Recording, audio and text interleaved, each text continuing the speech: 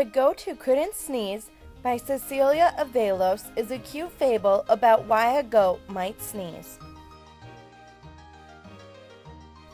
The poor goat can't sneeze, so he asks his friends to find out how they do it. All of them tell him the same thing, but the poor goat still just can't sneeze. Finally, a bee comes to help and shows him another way to sneeze. You have to read to the end of the book, The Goat Who Couldn't Sneeze by Cecilia Avelos, to see if the goat finally does get to sneeze.